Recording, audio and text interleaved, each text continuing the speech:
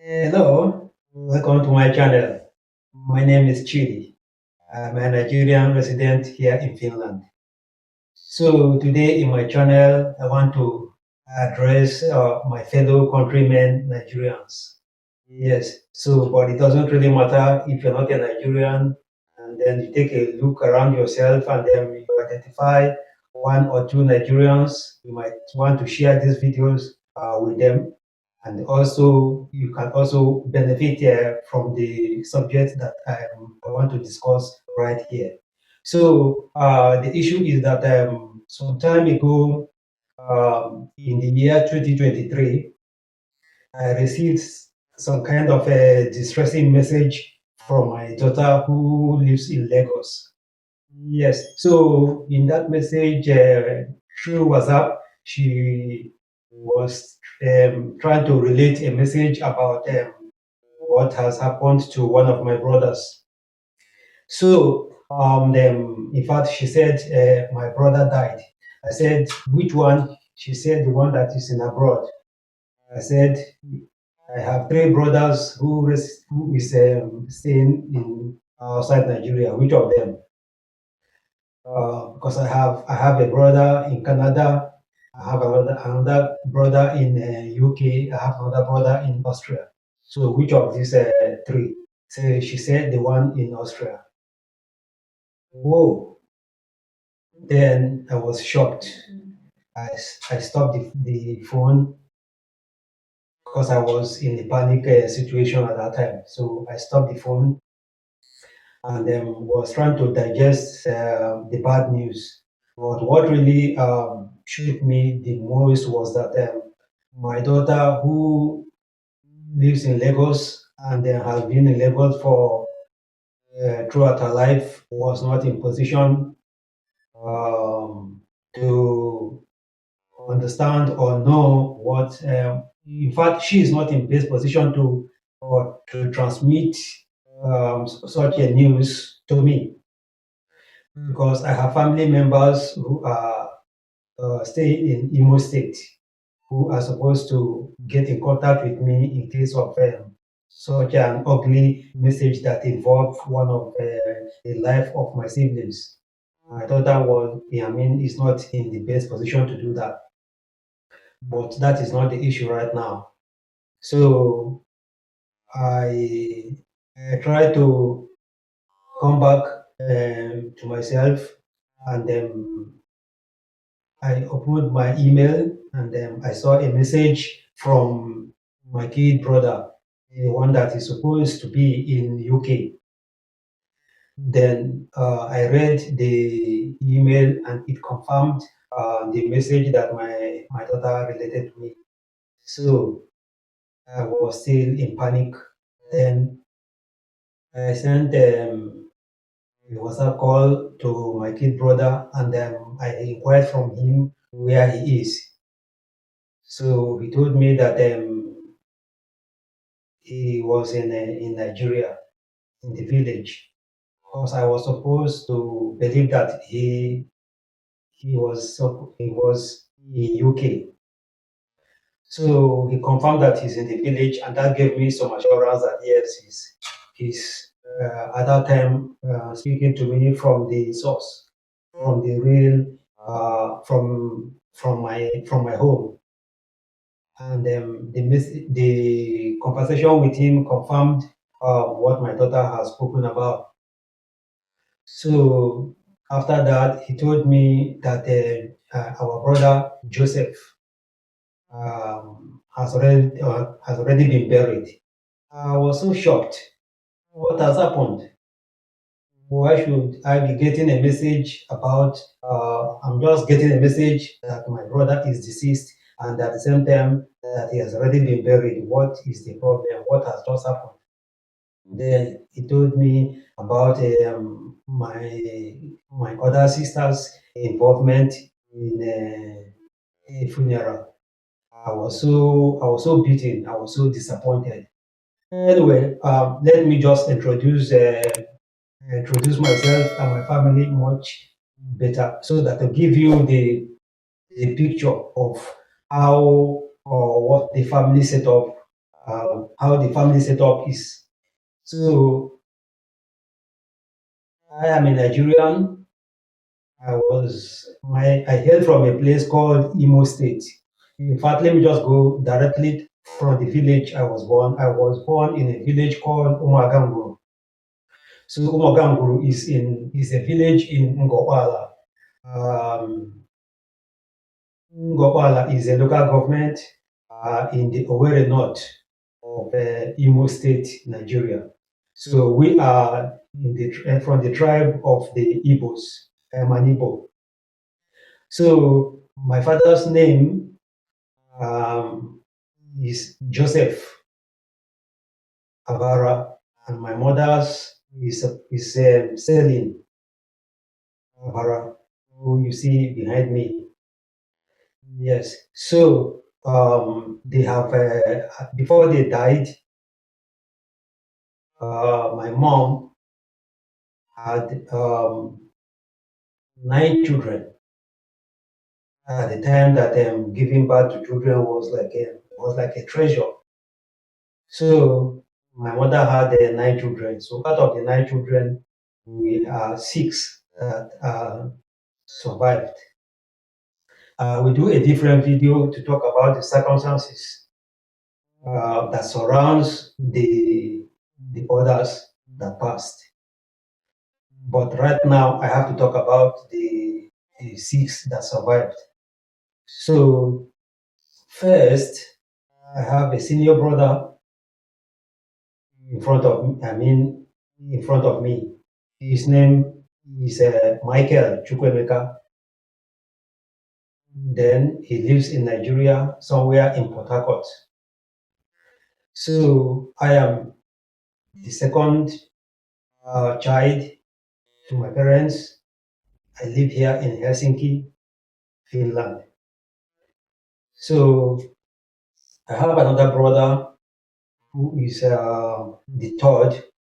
His name is Justin Chinedu, who lives in Canada. So Chinedu, senior, another son, his name is Joseph. This Joseph was named after my dad. So my dad gave Joseph his name. So Joseph lives in Austria. So Joseph, senior, another person who is a girl or a woman. So she represents the 5th child of my father. She lives in Canada, somewhere in Alberta, and married with her own family. So Franca Senior, another person who is Ikechukwu, who lives in UK until the day I spoke with him, and then he confirmed that he was in Nigeria during this incident of our brother. So, so that is the family setup, and to the best of my knowledge, we are still all alive. To God be the glory.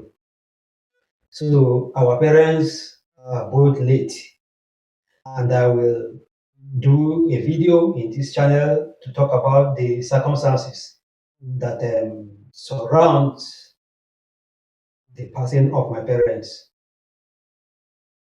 Yes. So what I want to say right now is this. You see, it breaks my heart, really. Sitting down here today, Finland represents the maybe 8th or the 7th country I have stepped into in my struggle to survive.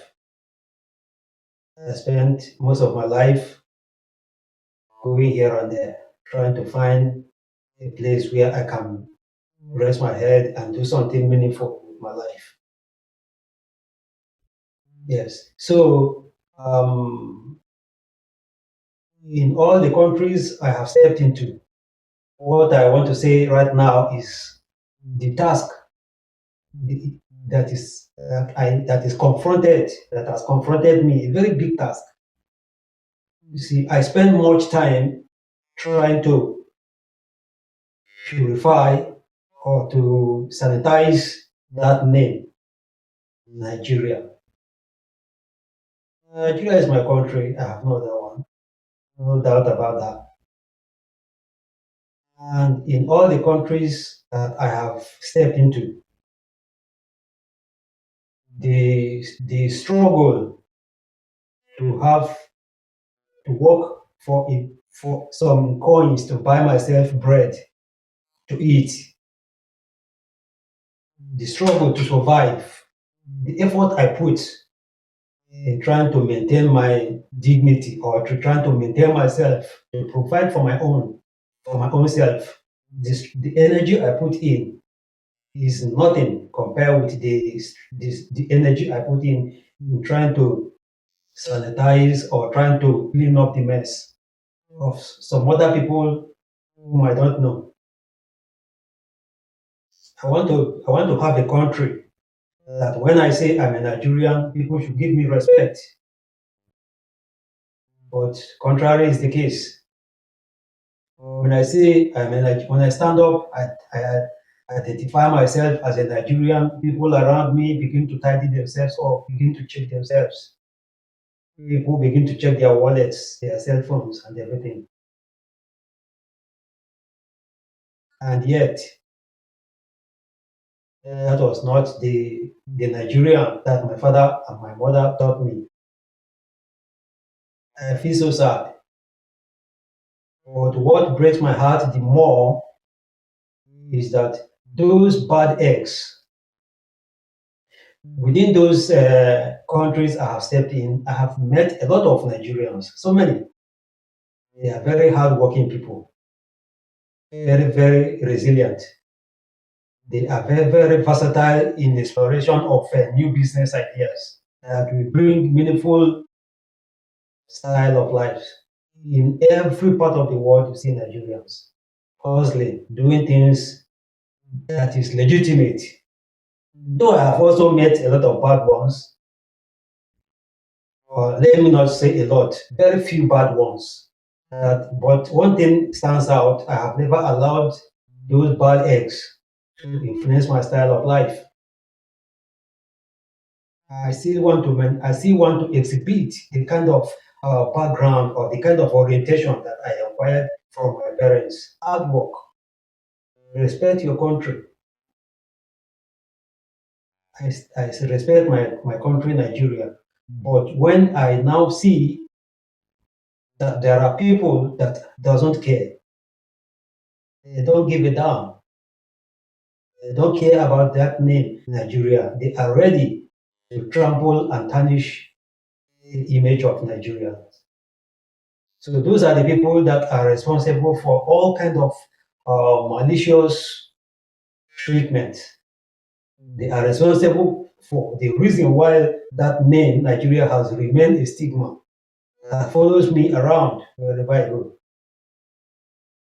And what makes it worse is to understand that some of these bad eggs amongst Nigerians are within the same segment, within the same caucus, within the same enclave of my own family. So if somebody outside is doing something wrong, it might be a little bit different. But when within your own father's children, within your own mother's children, you have those that are working hard to destroy the image of Nigeria with impunity. They don't care, they don't give a damn. So, in this channel, I want to begin to talk to my fellow Nigerians and say to them, we have to have a change of heart.